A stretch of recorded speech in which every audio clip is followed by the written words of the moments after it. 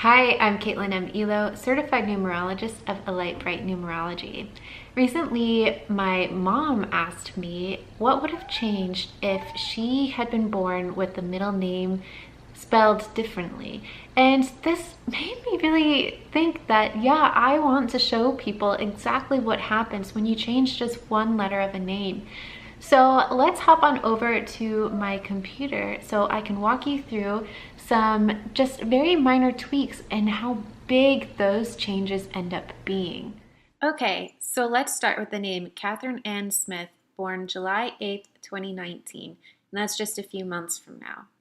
Now, what I have here on the screen is just a small section of the template that I created to help me keep track of someone's entire chart. So these are just showing some more of the basic aspects. We have the life path here, which is an individual's major primary lesson to learn in this lifetime.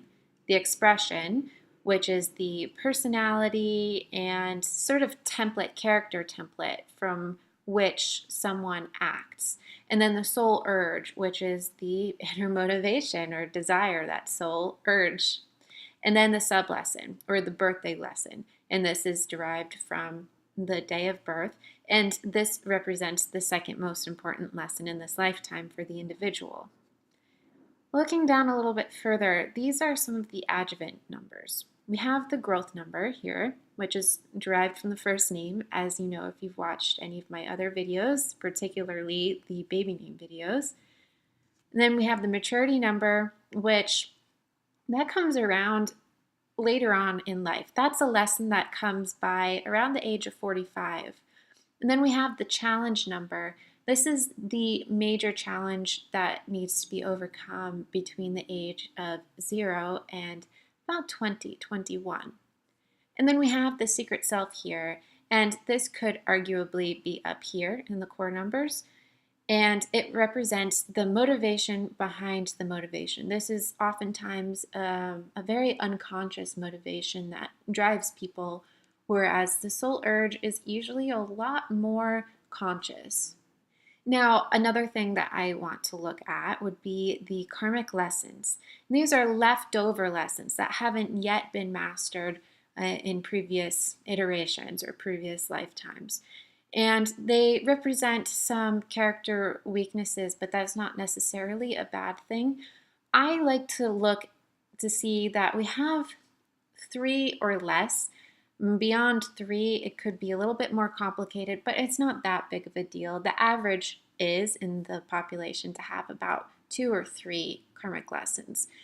And these are lessons that you can take it or leave it in this lifetime. You will be presented with opportunities to deal with these challenges, but if you choose not to and you just ignore those opportunities, that's fine too this time around. It just gives some more color and variation to the landscape of life. Okay, so we're looking at Katherine Ann Smith with the spelling Katherine with the K and Ann with an E at the end. Now, what we get from this is the expression number of the 5 with a karmic debt, which is the 14 karmic debt. Now, if you are consciously looking for a name, I oftentimes will help you find a name that doesn't hold a karmic debt or a conflict, which we also have here with the soul urge and the sublesson. And the only reason for this is because this can present very heavy challenges, and the karmic debt is a challenge for life. At least with the conflict, that's a heaviness that's there for the first 20, 30 years of life, but this karmic debt really follows you around. So with this iteration of the name Katherine Ann Smith, born on this birthday, we have both a karmic debt here and a conflict. Now looking down here with the karmic lessons, we have the 3, 6, and 7 energies that pose as weaknesses.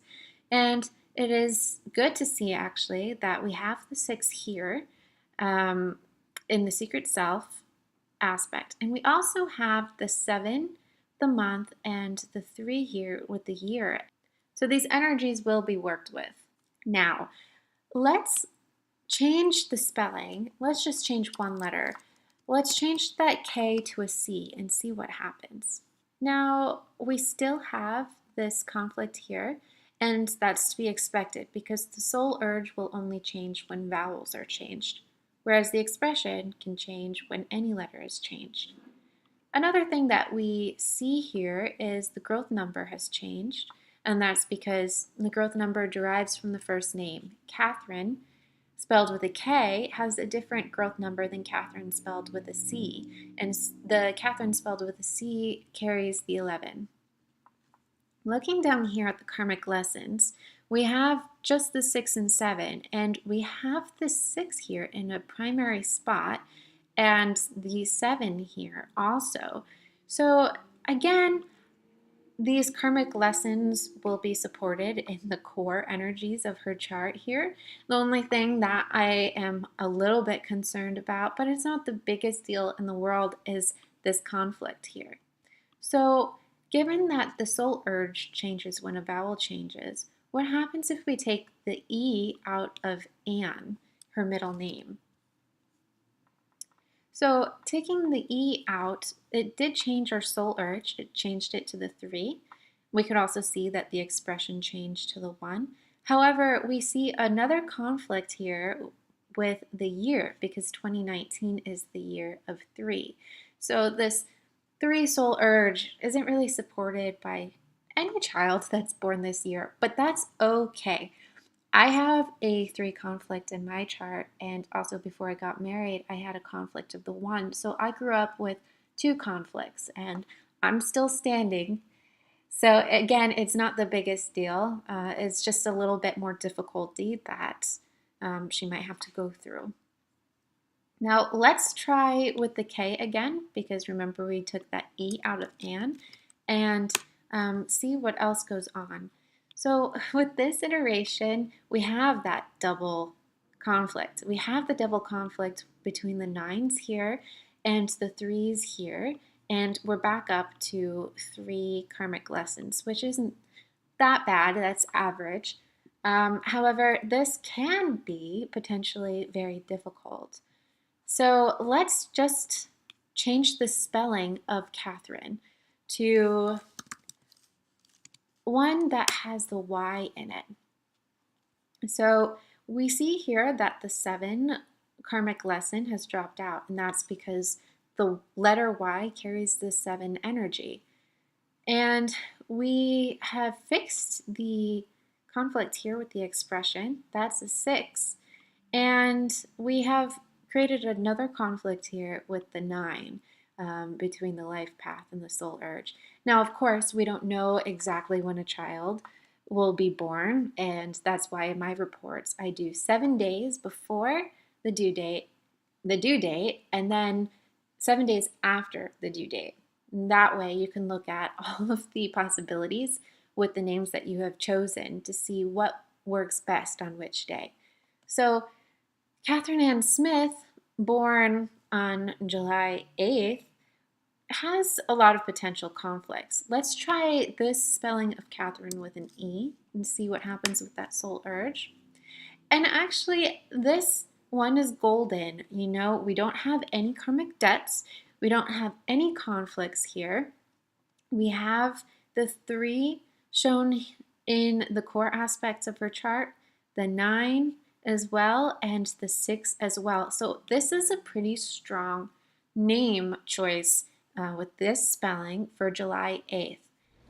So there's a lot that goes into this, and of course choosing the right name has a really big impact on the overall energies of a chart, and thus the experience and even the type of personality and motivations that your child can have. So with that, if you do want to work with me, especially on naming your child, or if you already have a child, or you want to know your own information, head on over to my website and get a report from me. That's www.lightbrightnumerology.com, and you can find everything that I offer under the services tab. Be sure to click subscribe and hit that notification bell. If you're watching on Facebook, then just go ahead and like my page. That's Light Bright Numerology. I hope you have a light, bright, joyous day. Mwah!